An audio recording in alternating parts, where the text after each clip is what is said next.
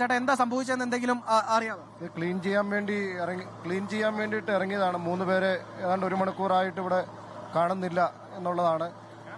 കൃത്യസമയത്ത് തന്നെ പോലീസും ഫയർഫോഴ്സും നാട്ടുകാരും ഒക്കെ ഇവിടെ എത്തിച്ചേർന്നെങ്കിലും ആ ഹോളിന്റെ വ്യാപ്തി കുറവായതുകൊണ്ടും അതിനകത്ത് ഓക്സിജൻ കുറവായതുകൊണ്ടും അങ്ങനെ ഉള്ളൊരു സാഹചര്യത്തിൽ ഇറങ്ങി തപ്പുന്നതിനുള്ളൊരു സാങ്കേതിക വിദ്യ പെട്ടെന്ന് ഇവിടെ എത്താനായിട്ട് സാധിച്ചിട്ടില്ല. അപ്പം അതുകൊണ്ട് ഒരു ഹോള് നിർമ്മിച്ചുകൊണ്ട് മണ്ണ് മാറ്റിക്കൊണ്ട് രക്ഷിക്കാനുള്ളൊരു ശ്രമം ഇപ്പം നടത്തിക്കൊണ്ടിരിക്കുകയാണ്. എന്താ സംഭവിച്ചതെന്ന് എന്തെങ്കിലും അറിയാം?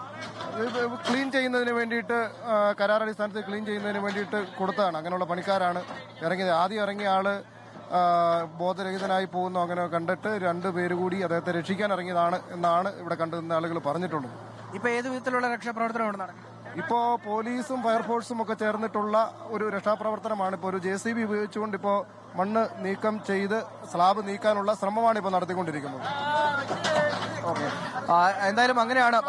ഈ പറഞ്ഞ പോലെ തന്നെ ഈ മണ്ണ് മാറ്റിക്കൊണ്ടുള്ള രക്ഷാപ്രവർത്തനമാണ്. അതിൽ വിജയം ഉണ്ടാകും, അല്ലെങ്കിൽ ഒരു പ്രതീക്ഷ, വലിയ തരത്തിലുള്ള പ്രതീക്ഷ മുന്നോട്ട് വെക്കുന്നുമുണ്ട്. ഈ 3 പേരെയും ജീവനോടെ പുറത്തെത്തിക്കുക എന്നുള്ളതാണ് പ്രധാനമായും ലക്ഷ്യം വെക്കുന്നത്. അങ്ങനെ തന്നെ സംഭവിക്കും എന്നുള്ളതാണ് മനസ്സിലാകുന്നത്. പ്രജിൻ, ലോകത്തെവിടെയായാലും ഏത് സമയത്തും 24 വാർത്തകളും ഓഗ്മെന്റഡ് റിയാലിറ്റി പാക്കേജുകളും എക്സ്പ്ലെയിനറുകളും വിശദമായി കാണാൻ ഞങ്ങളുടെ YouTube ചാനൽ നിങ്ങൾക്ക് സബ്സ്ക്രൈബ് ചെയ്യാം.